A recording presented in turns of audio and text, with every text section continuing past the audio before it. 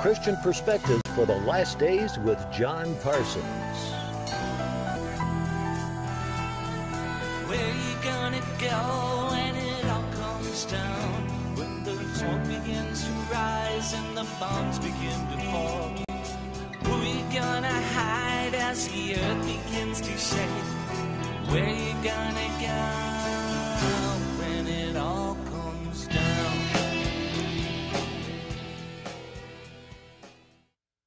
Welcome to Countown Radio. I'm your host, John Parsons. Thank you so much for joining me.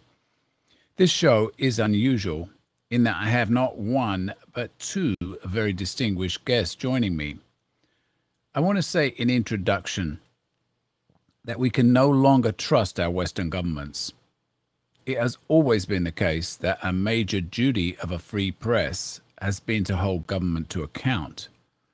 In the West, we no longer have either a free press or a responsible government. We are having to consider that countries we formerly have had some confidence in are going increasingly rogue. You may hear some things here today that shock you. As always, my goal is to bring a Christian perspective. And that perspective today comes largely from a rather surprising source, Vladimir Putin. Specifically in his address, which he made to all of Russia and indeed the world, September the 30th.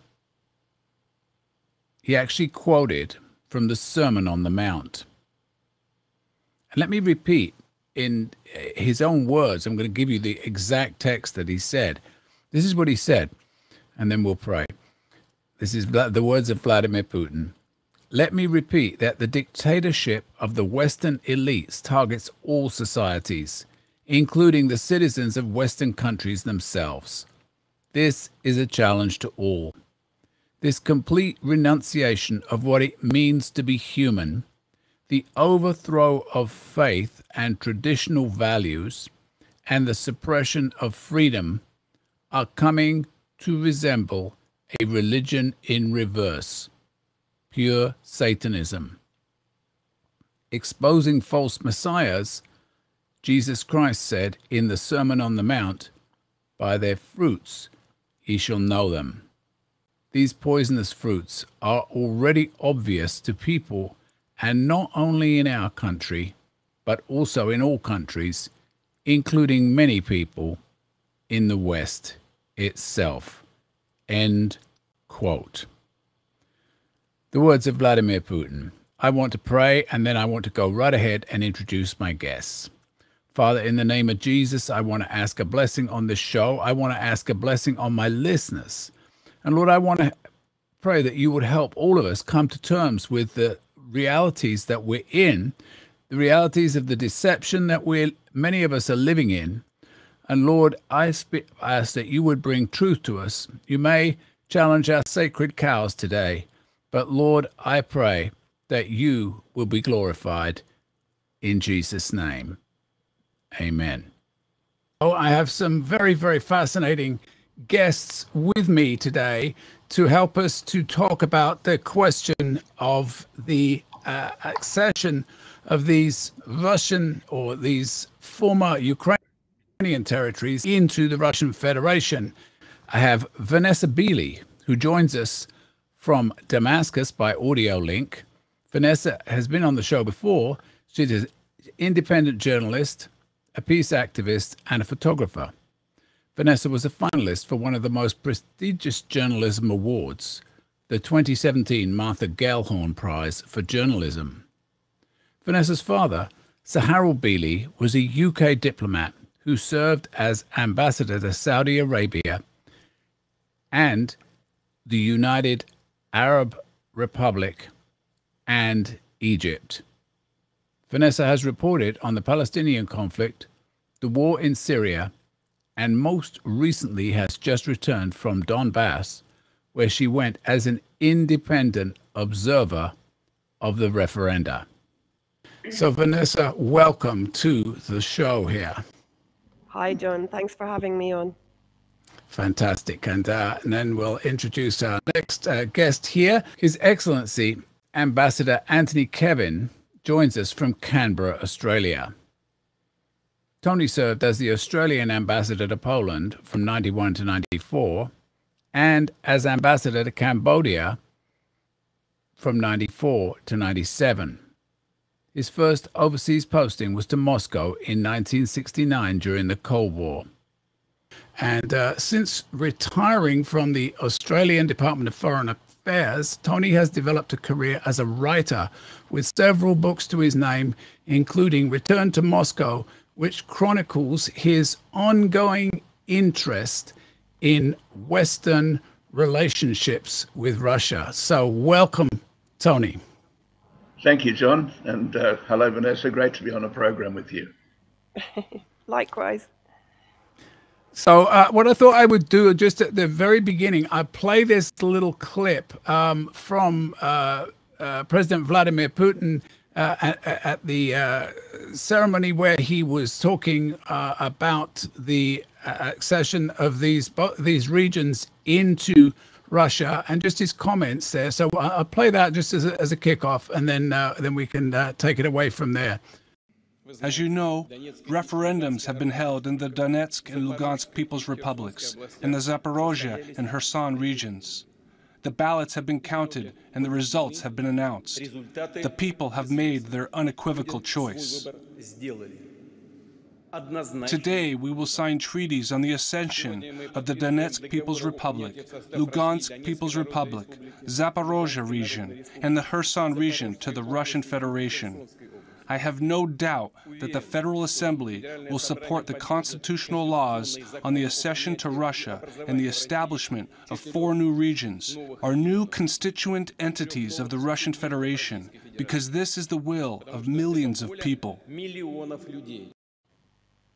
Tony, the words that the Western media is using is, the nicest words they're using is annexation. The Russians, of course, are using the word accession. What's your view of this whole scenario that we're talking about here? As in the case of Crimea in 2014, it is definitely a voluntary accession by the will of the overwhelming majority of the people. We are talking about territories that are essentially Russian by culture, by ethnicity, by heritage, by sentiment, but which by accidents of history have been forced to be part of the rather artificially expanded state of Ukraine.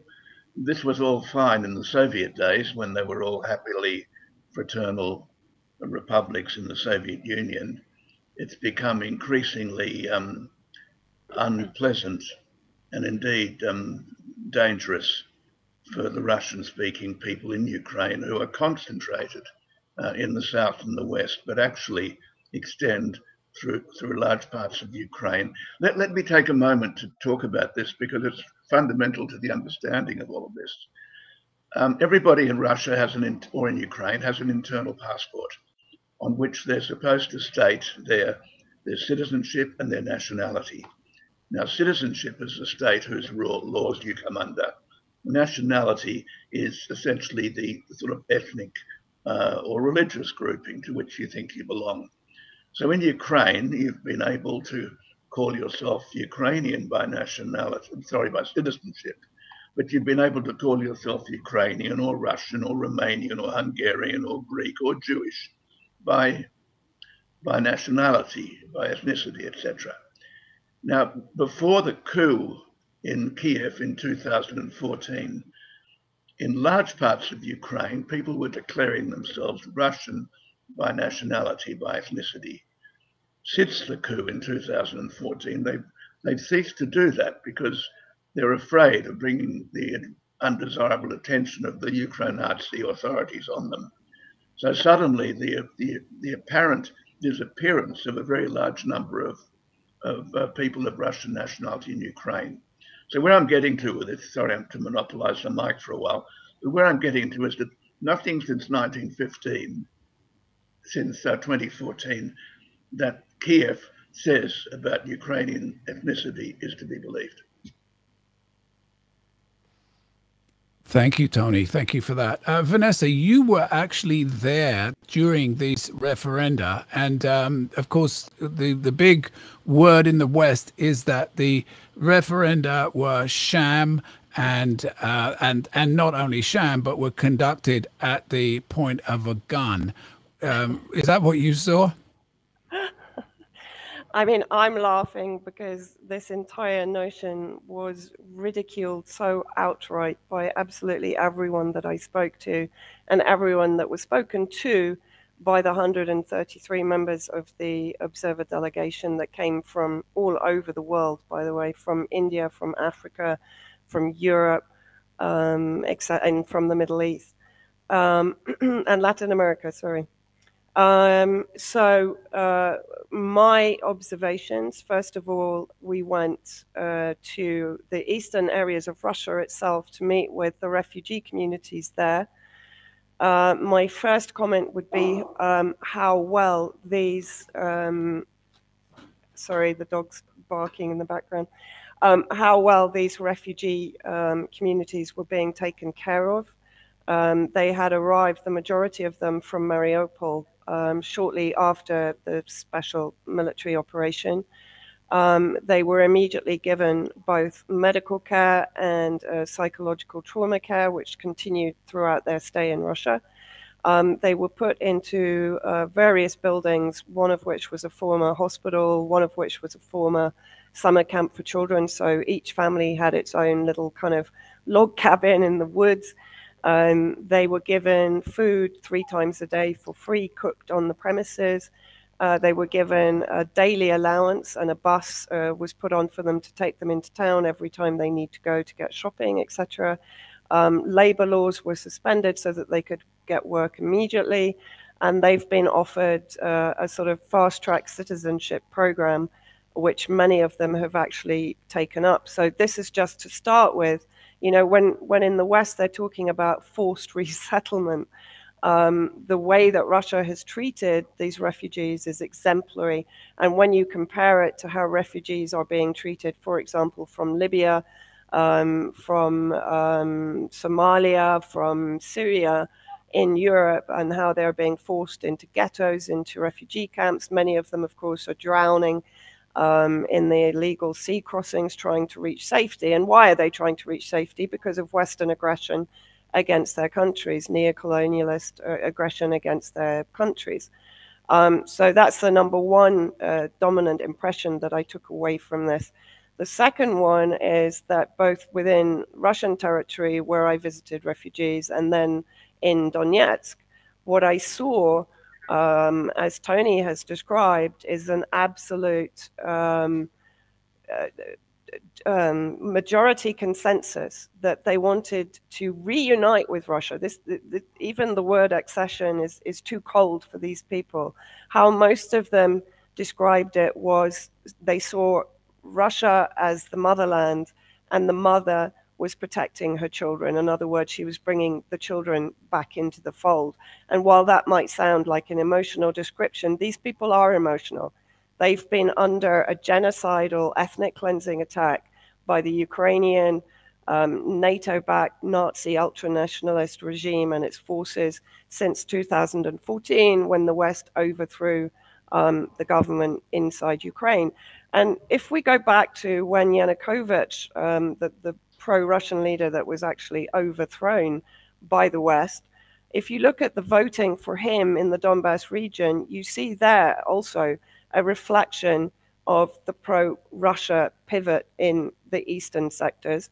But also in 2014, there was already a referendum during which they voted for sovereignty and for independence. The UN and the OCSE were asked to provide observers, and they refused. Of course, they also were not on the ground during this referendum either. And regards the ridiculous idea that these people were being forced to vote at gunpoint, I did ask this question of everyone I met, and I was literally met with, number one, incredulity, and number two, they just burst out laughing. Because, for example, in Donetsk, I didn't see a single Russian soldier. This is a very important point to make. What I saw were the DPR National Defense. So the local Donetsk People's Republic National Defense, the same that our colleagues saw in Lugansk. In Kherson and in Zaporozhye, there were Russian military presence, but for obvious reasons, Zaporozhye has been under attack, the nuclear plant itself. Kherson, 2 days before the referendum, they targeted Murad Gajdiev, the RT journalist. The Ukrainian forces targeted a hotel in Kherson. They killed the 2 people in the room next to Murad Gajdiev. His cameraman was buried under rubble. He survived, and Murad Gajdiev survived also. But, you know, when people talk about gunpoint, there are SBU infiltrators even in Donbass itself. So those people who came out in their droves to vote came out under threat of assassination, of being targeted by the missiles that were overhead the whole time that we were there, being intercepted by the DPR air defense. Russia had given them special, I'm not a weapons expert, but special equipment for the voting process to enable them to spot from a long range the positions of the Ukrainian artillery and to target them as soon as they fired. So the air defense and these systems were working overtime on that day, and overhead all we could hear was the sound of the incoming missile and then of the air defense intercepting it, and that was the entire time I was there. So these are the conditions that these people came out from their homes to vote, and that is the strength of the sentiment in these regions to return to Russia and to have the full protection of Russia against what has been, as I said, and I will say it 100 times, an ethnic cleansing pogrom being led by NATO, backed by NATO, as are the kill lists that are in existence, of course, that have 300 children listed on them. Those were actually created by NATO member states, predominantly American assets created those lists that are controlled by the SBU, the Ukrainian intelligence forces. So that's what I saw from on the ground. Okay, let's just look at a little bit of video that you have here, Vanessa.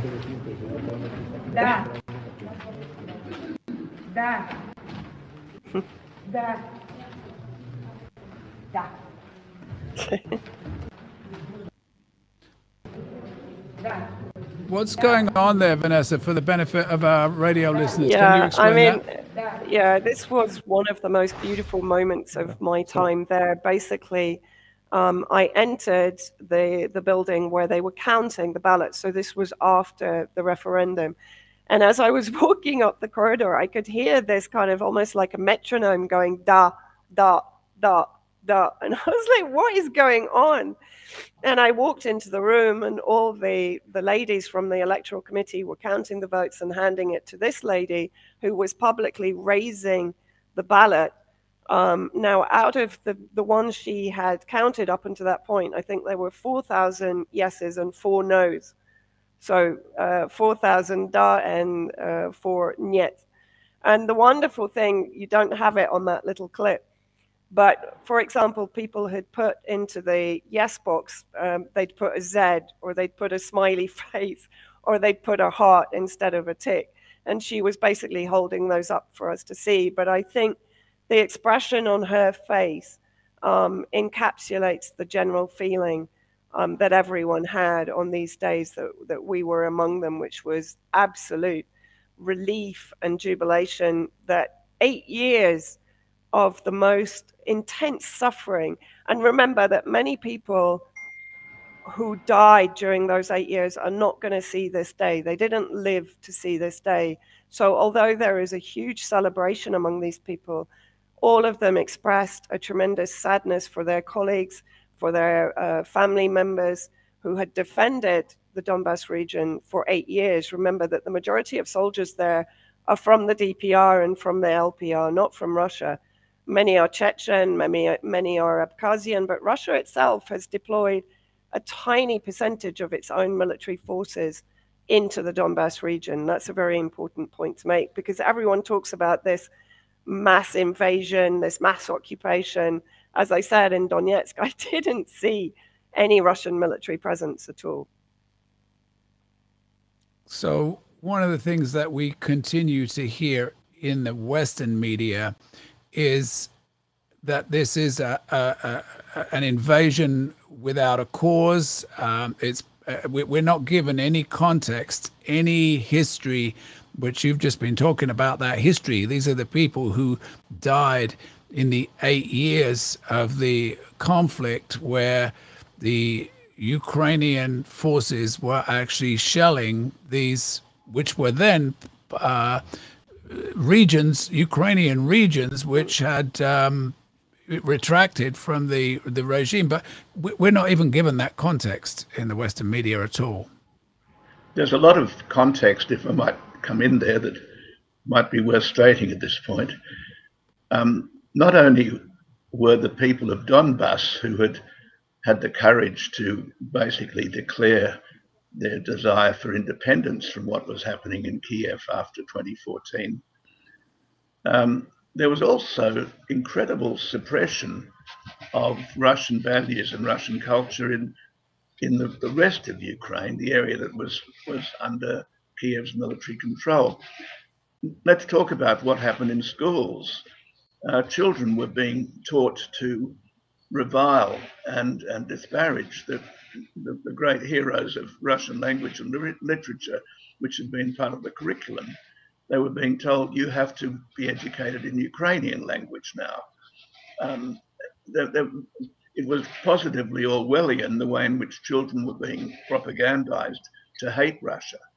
And their parents, of course, were afraid to resist this indoctrination because they knew what might happen to them if it got back to the authorities that they were saying something different to their children. So families were under enormous pressure. People were being told, you can't get a job in the public service, you can't get a driving license, you can't get married, you can't register your children's birth unless you do it in the Ukrainian language. Russian was becoming just the language of the enemy. So the whole country was going through enormous traumas for these 9 years. And Putin was trying in those 9 years to reach a diplomatic understanding with Ukraine to return to a sensible, reasonable way of treating its citizens through a thing called the Minsk process of negotiations. Now, we know now that the Ukrainians were just laughing at Russia and sneering at Russia behind their back because they were just saying, well, this is just playing for time while we strengthen our de-Russianization of Ukraine, while we strengthen our program to Ukrainize the country, turn it from a multicultural, multi-ethnic country like Canada into a single country, single ethnic country. Just imagine if the Canadian government treated the French Canadians in this way. It was horrible, and it went on for 9 years. And so that massive sense of relief that Vanessa's just spoken about in Donbass, I believe is being paralleled in Zaporozhye and in Kherson as well, because the people suddenly feel that a great weight has been lifted from them. The media is not telling us anything about the self-determination of the people at all. I find that very, very disturbing. I mean, here's a little clip of... It is undoubtedly their right, an inherent right, sealed in Article 1 of the UN Charter, which directly states the principle of equal rights and self-determination of peoples. I repeat, it is an inherent right of the people. It is based on our historical affinity, and it is that right that led to generations of our predecessors, those who built and defended Russia for centuries, since the period of ancient Rus, to victory. Here in Novorossiya, Pyotr Rumyantsev, Alexander Suvorov, and Fyodor Ushakov fought their battles. and Catherine the Great and Grigory Potumkin founded new cities. Our grandfathers and great-grandfathers fought here to the bitter end during the Great Patriotic War. We will always remember the heroes of the Russian Spring, those who refused to accept the neo-Nazi coup d'etat in Ukraine in 2014, all those who died for the right to speak their native language, to preserve their culture, traditions, and religion, and for the very right to live. Yeah, I mean, sorry, I just wanted to say, you know, the right to live, that is the key point there. And that is the point, of course, that Western media is completely disappearing from Western public perception, just as it did in Syria. You know, the Syrian people that resisted the NATO member state, the EU, US, UK, Israeli, Turkish, Gulf state regime change war against Syria were also disappeared from Western public perception by the warmongering neo-colonialist media outlets. And that's exactly what has happened here. These people have been completely dehumanized for 8 years. And not only the Russian-speaking people, even Bulgarians, Romanians, Polish living inside Ukraine that protested the war that was then waged against the eastern Ukraine sectors. They were detained, they were disappeared, they were tortured.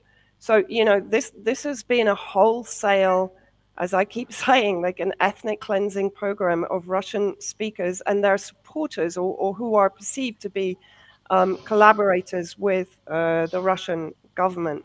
And this is, you know, this is full-blown fascism. It is fascism to be censoring diverging views. It is fascism or Nazism to be effectively executing, assassinating political opposition, disappearing them, detaining them, torturing them, right? And this is the era that we're living in, where Nazis are being normalized. Al-Qaeda was normalized in Syria. Now Nazis are being normalized. In New York Times, we see an article with members of the Azov battalion hugging their family when they return after being released from Russian detainment, right? So we are literally seeing right now the normalization of fascism and Nazism. And I find this is not only abhorrent, it's terrifying for humanity, what is going on right now. It is terrifying. And just a few days ago, there was a group of Azov battalion ex-prisoners of war from Russia who went to America and were absolutely feted in the Congress as the celebrated Azov battalion. The celebrated exactly Azov as they did with Aral Sham. Aral Sham, one of the most violent terrorist groups inside Syria, were given a platform both in the UK by the media, by I think it was the Telegraph in the UK and Washington Post in America. They were allowed meetings in Congress. I mean, this is, you know, this is the kind of dystopia that we're now living in, where media is effectively iconizing Nazis. I mean, there was an Azov photojournalist who just won, I think it was the Getty Prize or something equivalent. Yeah, I think it was the Getty Prize, because that was also given to a Noral Danzinki gang member in Syria, the same group that had beheaded the 12-year-old child in Aleppo in 2016. So, you know, people really need to understand what kind of world we're being pushed towards living in. And it's something that we should all be criminalizing and protesting.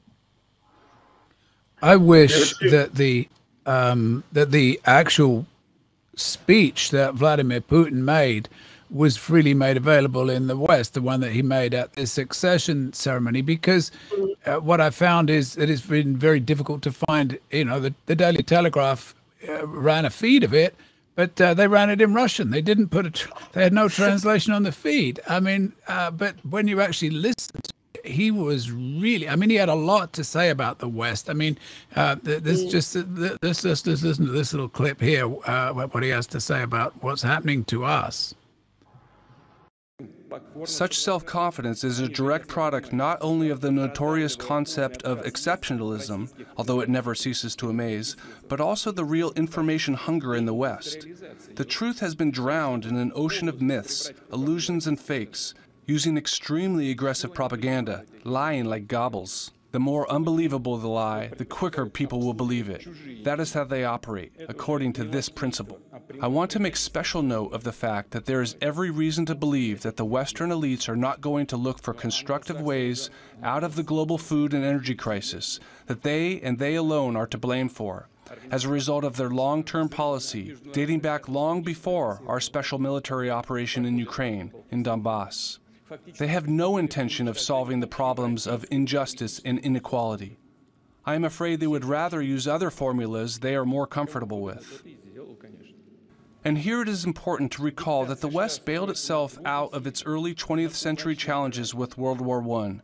Profits from World War II helped the United States finally overcome the Great Depression and become the largest economy in the world, and to impose on the planet the power of the dollar as a global reserve currency. In the 1980s crisis, things came to a head in the 1980s again.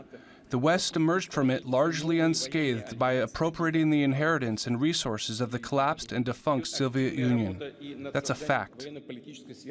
Now, in order to free itself from the latest web of challenges, they need to dismantle Russia as well as other states that choose a sovereign path of development at all costs, to be able to further plunder other nations' wealth and use it to patch their own holes. If this does not happen, I cannot rule out that they will try to trigger a collapse of the entire system and blame everything on that, or God forbid, decide to use the old formula of economic growth through war. Russia is aware of its responsibility to the international community and will make every effort to ensure that cooler heads prevail. The current neo-colonial model is ultimately doomed. This much is obvious. But I repeat that its real masters will cling to it to the end.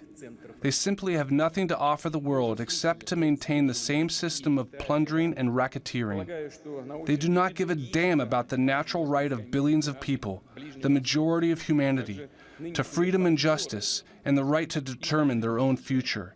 They have already moved on to the radical denial of moral, religious, and family values. Would you like me to comment on that? Please. What Putin's doing here, and you've picked out some very important parts of his speech, is sort of generalizing the reason for the meeting in Moscow on the 30th of September to welcome the 4 territories into the motherland, to say, look, this is part of a global struggle. We are, all of us, not just Russia, but the whole developing world, the whole world outside, if you like, the US-NATO alliance. We have to stand up to this hegemonic and ruthless exploitation. And we have been triggered to this point by the heroism of these little republics down in Ukraine who have really shamed all of us. He didn't use the word shamed, but I'll use it. Shamed the complacent people of Russia, the liberal westernizing elites in Russia who want their Prada handbags and their Hermes scarves and their holidays in Italy and France. Russia has basically been treating the suffering of Ukraine for the last 8 years as a sideshow. When I say Russia, I mean the liberalizing, westernizing elite. And what Putin has done, I think, brilliantly, is to use, not in an exploitative way, but in an intelligent way, the important occasion of welcoming the 4 Ukrainian provinces into Russia to say to his countrymen, look, this is a real war. America has been pulling the Ukrainian Nazi strings for the last 9 years, weaponizing the whole country of 40 or 50 million people against us. It's existential. It's serious. We're going to lose people. We're going to lose our young men. We have to fight this war now. We have to get serious about it. And so the importance of that speech on the 30th of September is huge, because it's really Putin saying, a page has been turned. We can no longer continue to try to achieve détente with the West. We can no longer talk about the West as our partners. They're not our partners. They're people who are trying to destroy us.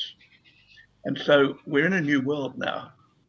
And what Putin's saying in that speech, and it's appealing to the people of the world, but also to the people of the West, he's saying to the people of France and Germany and so on, your elites are betraying you.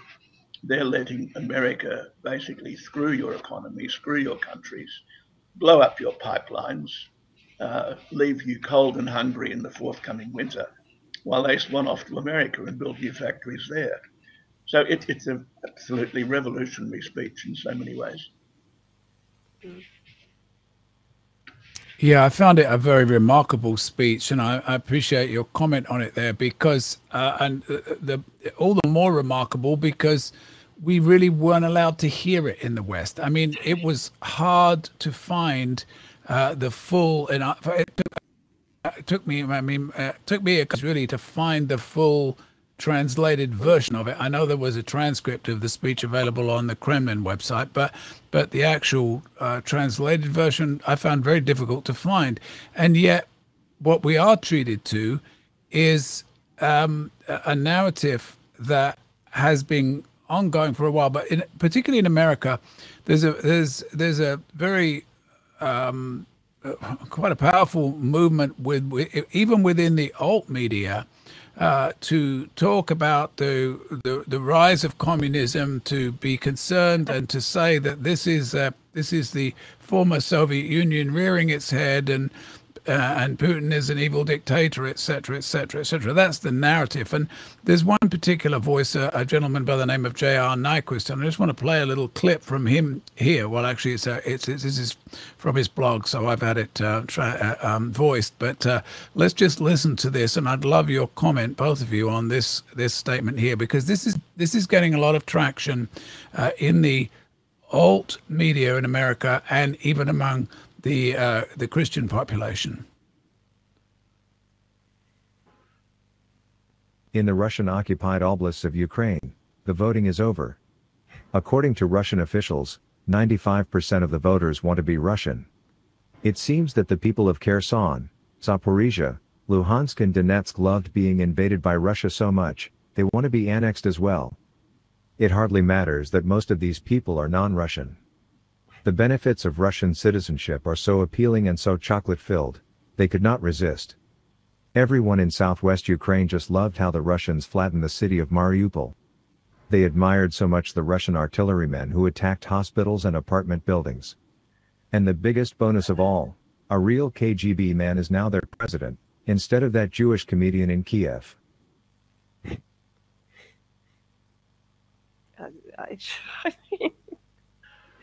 I mean, I don't know. I mean, I find it absolutely laughable, this kind of zero context hyperbole that is coming out of Western media right now. For me, it's a demonstration of desperation. They don't know what to do, you know, and so the default position is to attack, to smear, to propagandize, and that's what they're doing. They don't have access to anything else, because for decades the media has been hollowed out and filled with spooks and careerist journalists that will basically do what they're told and protect power from truth. And that's been the case for certainly from my perspective since before the war began against Syria, or even Libya or Iraq, etc. It started way back when the Zionist entity took over Palestine, for example. You know, the media has been, well, effectively it was created for that, to protect power, but there used to be some elements within it that would at least try to project some form of truth. We used to have Jonathan Steele, we used to have John Pilger, and I'm sure Tony can mention a few other decent journalists that were trying to do their job. But gradually they've all been weeded out, and they've been replaced with, as I said, talking heads for Foreign Office agendas and nothing more. And I would actually say, my father having been one of the most prominent Arabists of his time, and very principled, full of integrity, and he had a lot of influence. But these days the Foreign Office doesn't have influence. I mean, it doesn't affect decision making. It just sort of parrots what it's supposed to parrot. It doesn't have any power. All of these semi-independent structures have been completely declawed, including the UN. The UN now is nothing more than an extension of power. Media is nothing more than an extension of power. All of the UN agencies, the NGO complex is nothing more than smart power, soft power, working to further the agendas of the Western oligarchs and the Western regimes. I mean, we're living through extraordinary times. And I think the reason, of course, that Putin's speech was completely disappeared from view, just as all President al-Assad's speeches have been pretty much disappeared from view, although he has spoken on numerous occasions throughout the 10-year war against Syria, it's because they're speaking sense. They're speaking to all of us. And this is an existential war. Russia, even if you take away the Russian government, the Russian people represent, apart from, of course, the fifth columnists and the kind of liberal sectors that Tony was quite rightly talking about, that kind of pivot towards the West and look at the West as some kind of holy grail. But the majority of Russian people still uphold the conventional, traditional values that we are having taken away from us in the West. You know, belief in not necessarily religion, but belief in morality and humanity. We're having that completely perverted in the West, and we're allowing it to happen. And Russia represents the values that we as humanity should be defending and upholding. I agree totally with all of that. And I think it's interesting that Putin didn't spend a lot of time on it because he had a lot to say on many things, but he referred to the information war of the West against Russia, which has exceeded the wildest expectations of George Orwell in the 1950s when he wrote 1984, and of Goebbels in the 1940s when he ran the Nazi propaganda campaigns.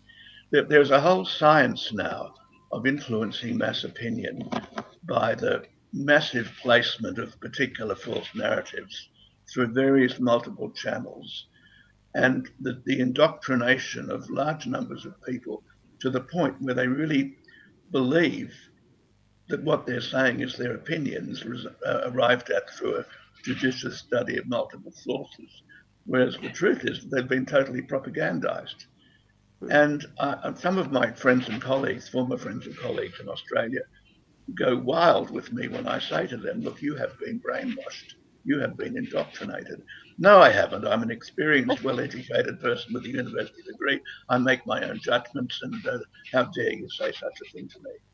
I say, well, if you followed the world seriously, as I do, you would know that you have been brainwashed by one particular set of false narratives. The morality side of things, it's delicate ground here, of course, because as individuals, we all respect human rights to be what one wants to be and so on. This is all true. And I'm certainly no supporter of a tyrannical patriarchy, far from it. But there are things that Putin's saying about the attack on family values, which are important. And they resonate around the world through people of different faiths, different religious traditions. They also resonate, I dare to say, in America. And we have to treat with respect what he says on these matters, not mock them, not sneer at them. This is not some barbarian sort of antediluvian character who's come out of the swamp. This is an experienced, educated, thoughtful, former senior KGB man who came to the helm in Russia through his own ability.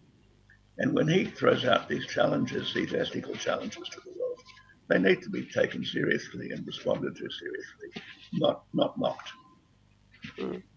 Yeah, and I would, just coming back to this kind of anti-communist sentiment, I investigated this to a large degree regarding China.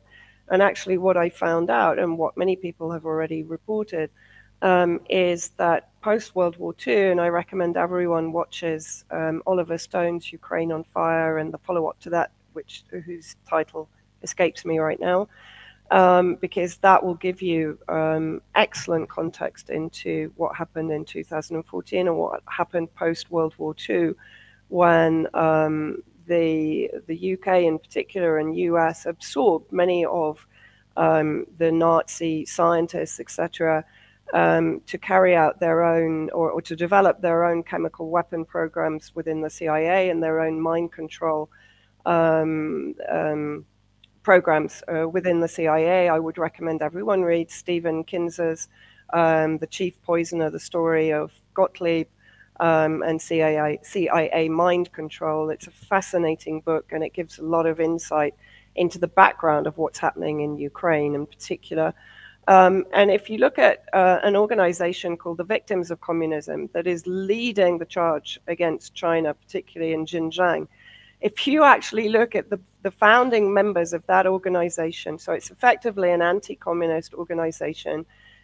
The actual founders was Zbigniew Brzezinski, who of course wrote the Grand Chessboard in 1997, outlining the balkanization and the weakening of Russia to enable US supremacy in the world. And that of course is echoed by the 2019, the two Rand papers showing the campaign to destabilize and weaken Russia and outlining exactly how they would do it. But the other founding members had links to Nazis from Ukraine. So this gives a very good indication of where this anti-communist narrative is coming from. And let's not forget that the Nazis were persecuting the communists way before they started with the Jews, right? And Zelensky himself has executed Communist Party members and has effectively outlawed the Communist Party in Ukraine. So, you know, it's very interesting that this anti-communist rhetoric is coming from the Christian community, as you mentioned to me. However, we also then have to wonder what that Christian community is and its ties potentially to the Zionists within Ukraine and the history of the collaboration between the kind of the ultra nationalist Zionist leaders to effectively collaborate with Nazi elements in Ukraine against Russia. So this historically has been a collaboration against Russia, not even necessarily against communism, but against Russia. The perceived threat of Russia, the war against Syria was because of Russia, because of Russia's influence in Syria. 75 years of intervention and CIA, MI6 interference in Syrian affairs has been because of their alliance and their allegiance with Russia, right? Because Syria is perceived as the gateway to Eurasia. So it's pivotal to US hegemony, as Tony has pointed out. And the fact that Syria will not relinquish and has not relinquished historically its allegiance with Russia has been a thorn in the side of the West and has been one of the main reasons, of course, because Assad refused the Qatari pipeline over the Russia. He chose the Russian Iranian-backed pipeline. And that was the final straw for the West. They had been trying to tempt President Assad over to their side. And then when he effectively said, I will remain loyal to Russia, that's when the regime change war started in 2011. So there is a much, much bigger picture, and I'm sure Tony will agree with this, behind this, that is concerning the US desire to basically wipe Russia from the board and to stop it being a threat to their unipolarity and to their world dominance. Yes, I agree with all of that, and I'll expand on one aspect of that. The information war has opportunistically used Russia's history of 70 years of communism to try and tar Putin and to try and tar the Russian government with the same brush and to say, well, they're all really just communists at heart still. It is nonsense. At the same time, Putin walks a fine line, the government walks a fine line, because for a lot of Russian people, the Stalin's regime, its leadership of Russia and of the Soviet Union in World War II, saved them from Nazism. And they respect and honor that heritage, they respect and honor that leadership. So they have to deal with a difficult, if you like, conflicted memory in Russia, both of Stalinist oppression of human rights, which Putin has absolutely many times acknowledged, and Putin regularly goes to open memorials to the victims of Stalinist repression all over Russia, and at the same time respecting the 70 years of achievement of the communists, Lenin and Stalin, who turned Russia from a rather backwards agrarian country run by a corrupt, self-enriching elite into one of the world's major industrial powers, and in fact, the power that defeated Nazi Germany in World War II. So they've got a lot to be proud of and a lot to have negative thoughts about in the 70 years of communism. The other thing I wanted to say was, how is all this going down in the third world? Because Putin spent a lot of time appealing to the third world. He said, look, we understand that what the West is doing to us now in Russia, in China, and in Iran, they will do to all of us, to all of you, if they're not stopped. And he's saying we have to work and struggle and fight for a genuine equality of nations under the United Nations principles and ideals. We can't let the United Nations just be taken over by the United States, as Vanessa very properly just reminded us of. We have to hold on to what we created in 1945 after the defeat of Nazi Germany. We have to operate as a genuine multinational community of nations, and that requires all of us standing up to American power, standing up to American bullying.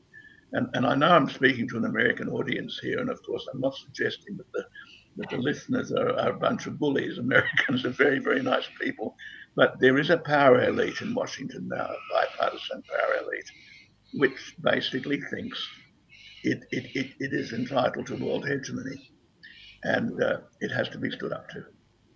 Yeah. Your book, actually, Tony, your book, Return to Moscow, which I've been reading here, which tells, of course, it tells of your initial visit there in 1969, your first posting, which was at, you could say, at the height of the Cold War. I mean, you experienced Russia, or the former Soviet Union, when it was the Soviet Union, and you then, of course, have visited it recently, in recent years. You know, perhaps say a little, in closing, say a little bit more about the fact that, because this narrative that communism is America's biggest enemy is very, very strong here. And, you know, just a comment on that. And then I'll get a closing comment from you, Vanessa, as well after that. Well, Russia left communism behind in 1991 when Gorbachev fell, the Soviet Union disappeared, and Yeltsin then entered into the leadership of the new Russian Federation, which was about 3/4 of the old Soviet Union. Since then, since 1991, Russia has been a capitalist country, a capitalist sort of social welfare state, like most of us are, more of a social welfare state than some perhaps. But for Russians, communism is just part of their historical memory. They'll never go back to it. They will, I think, continue to offer an alternative, a moral and political and ideological alternative to the West in all the ways we've been talking about for the last half hour. But it's really got nothing to do with communism. It's actually got more to do with freedom. Russia's asking for freedom from American hegemony. Yeah. So, Vanessa, just coming back to you there for a minute. Yeah, of course, you've mentioned the issue of Israel, the Middle East, and all of that. And it's worth just saying a topic which probably we don't have enough time to delve into right now. But just to remind our audience that in our previous discussion with you, you talked about the fate of the Syrian Christians. And it's worth noting that the state of Israel has been an aggressor of Syria over a long period of time, and so that's just worth putting into the mix, because the whole story that you told there of the relationship between the involvement of the United States in funding and activist, extremist Islamic groups to overthrow the Syrian regime is not widely known in the United States, not widely understood. So you have spoken about that. So just a closing statement from you about all of this and your sort of final thoughts, and maybe just tell viewers and listeners where they can find your blogs and your writing, because you are writing about this. Of course, you're on UK Column News on a regular basis as well. But where can they find your stuff as well? Yeah, that is a huge subject. But I think the important point to make here, whatever you think of the Russian government, whatever you think of President Putin, Russia represents, if you like, the front line against the excesses of the West. And by the West, I consider the entire cabal to be very much controlled by the UK and the US. And effectively, yes, since 2011 and even before, they've been creating narratives before they have weaponized extremist, Islamist, terrorist groups. I mean, this is bearing in mind that post 9/11, they claim to be waging a global war on terror. Well, terror has grown exponentially since 9/11 because they've been funding, equipping, and arming it globally. I mean, beginning in Afghanistan, we talked about the end of the Soviet Union in 91. That was directly as a result of Russia probably getting over-involved in Afghanistan, and Brzezinski himself engineering the arming and weaponizing of the Mujahideen in Afghanistan to defeat Russia. Then, that then continued into Yemen, into all of the Middle East, ending, of course, in the mass weaponization of groups like Al-Qaeda and even ISIS. All of these are brands that are created by the US and the UK to give themselves plausible deniability from the crimes and atrocities committed by these groups in Syria against the Syrian people. But Israel itself was instrumental in the support in providing weapons and equipment. And this has been admitted by members of the Ministry of Defense in Israel itself. They provided hospital treatment. They provided military backup in the south for the terrorist groups against the Syrian Arab army that was trying to liberate those territories. Israel, of course, if we're talking of illegal annexation, has illegally annexed the Golan Heights, the Golan Territories, from which it takes about 30% of its own water supply and, of course, other energy resources. The US is occupying the northeast of Syria. If, again, we're talking about illegal annexation, I mean, Victoria Nuland, who engineered the coup in 2014 in Ukraine, has been talking publicly about the annexation of the northeast and settling the Kurdish Contras, the Kurdish separatists that, again, have been made a US proxy to effectively ethnically cleanse the northeast of Arabs, Assyrians, and Syrian nationals who were the majority in those areas.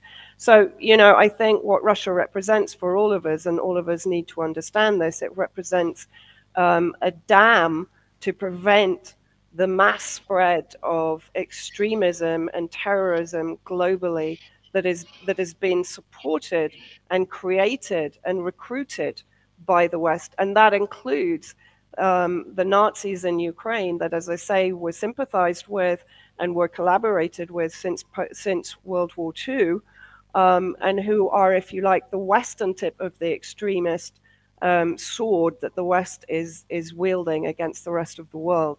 And Russia is what stands between us and being engulfed by terrifying extremism, whether it is Islamist or whether it is Western fascism and Nazism. And I think that has to be the message that I want to leave everyone with, because I really fear a future if the US and the UK cabal is victorious in this war. To read my work, I have my own Substack. As you said, I'm usually on UK Column News in the UK at 1 p.m. every Friday. I have Patreon, and I have my own Telegram channel because, social media, we're being gradually squeezed out of it by the powers that be and censored and censured. So again, another glimpse into the world that we will inhabit, where you will be fed the news that they want you to read, and you will have no access to alternative views. If that's the world you want, then Russia's not for you, but it's not the world that I want.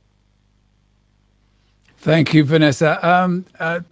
Tony, do you have a place you want to draw people's attention to? At the moment, all I have is my Facebook page, TonyKevin, 2 words, and my Twitter page @TonyKevin, lowercase TonyKevin, 1 word. So I'm very primitive. Okay. Get on Thank you. Telegram, Tony.